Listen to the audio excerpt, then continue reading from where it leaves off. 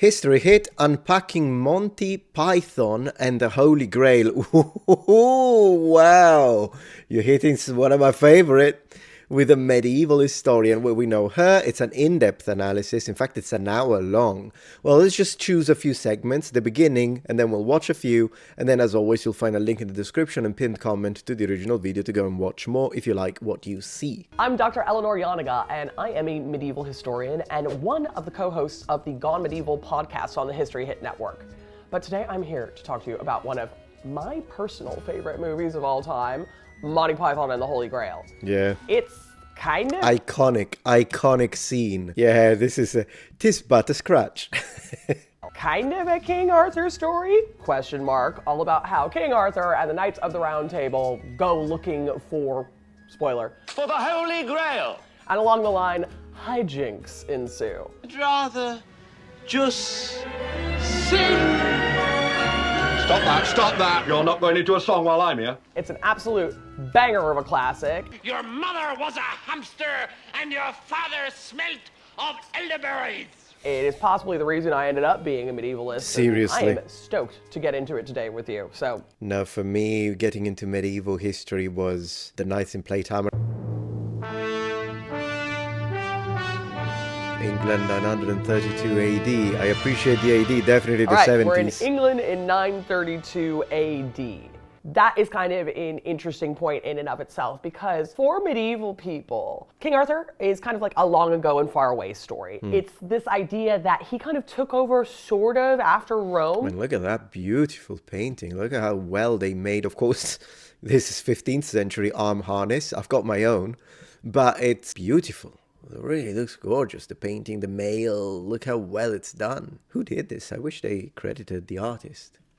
Leaves Britain. So really for them, it's kind of like ancient history. And so they reflect all of their medieval ideals onto this guy in the past who sort of seems like a medieval guy, but he's meant to be like, you know, this distilled, perfect Christian king in the past. So 932, that's way, way, way too late for Arthur from a medieval standpoint. But also, and I want to make this clear, I don't care. That's fine with me.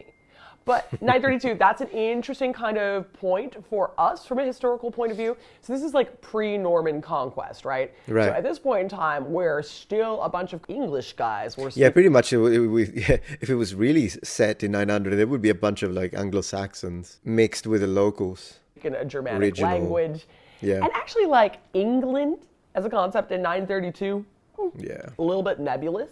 People would say, oh, I'm like Mercian, Yeah, of course. or I am from Northumberland. There had been this period called the Heptarchy recently, where there was lots and lots of different kingdoms all around England. An idea if Englishness was not necessarily there, but again, and to be clear, this is a comedy movie. Yeah, of course. However, you know, like they gave me that date. I guess I can make fun of them if they get things wrong. Yeah, I'm going to, for comedic purposes. I'm sure they would let me. It's fine. It's fine. See, one of the first things that you see here is like a form of torture, which is the wheel. And the wheel is kind of like a slightly later form of torture. Like, let's be very careful with our torture designations. And I would expect to see that more kind of in the late medieval period. Yeah. And also, one thing to kind of keep in mind is that torture is not actually that common in the medieval period. Does it happen? Oh my God, yeah.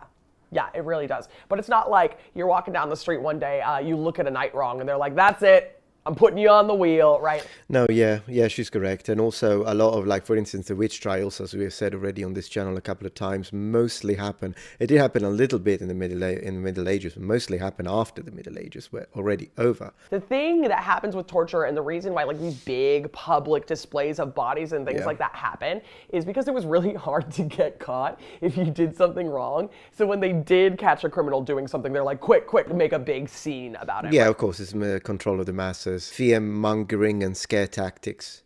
Right? And so that's why you would do stuff like, I don't know, when you beheaded someone, put their heads on London Bridge to like warn other people off. But it wasn't like this was something that was an everyday occurrence. The reason why you would have these big gruesome displays is a deterrent since it was so easy to get away with crime. I like wheels because they show up in Hieronymus Bosch paintings, and he's one of my favorite late medieval painters. For me, it would be Raffaello Sanzio.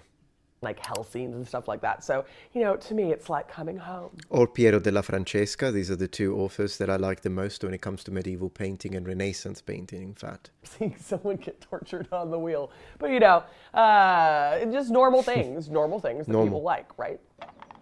Oh, we'd simply love to see King Arthur fake ride interview with his, trusty servant and some coconuts. Absolutely fantastic stuff. Okay, and then immediately you have a big castle come into sight. Which is like ruins. Right, and now here is a big issue with the historicity of this entire movie, which is that stone castles didn't exist in England until the Normans take over. It's a French thing. You don't see building in stone really at all until the Normans are really kind of... Of course, we should underline that there were buildings in stone from the Roman period, but I'm just being pedantic as to be pedantic, of course, because clearly she means in a medieval sense, I imagine. Fortresses did exist though, but mostly with the earliest ones would have been wooden, the early medieval ones. They're also using the natural surroundings of an area for defense purposes, like rocks and all that. In full force. So you can't have 932 and a big old stone castle. But we're going to do it anyway, whatever, I don't care. From the castle of Camelot. I love this, where King Arthur kind of like announces himself and he gives all his titles. And Right. This is kind of correct. It is what we would expect to hear. He is the son of Uther Pendragon. There's a really weird story about how he is conceived. Let's not get into it right now. And he is called King of all Britons in medieval literature, because especially in the high medieval period, okay, by then there is a concept of England, right? There is, maybe not like a concept necessarily of Britain so much, but what they're kind of saying there is that it means both Wales and England. Right. Because King Arthur is sort of Welsh sometimes. He kind of starts out being Welsh and then they kind of like move. Yeah, I agree with that.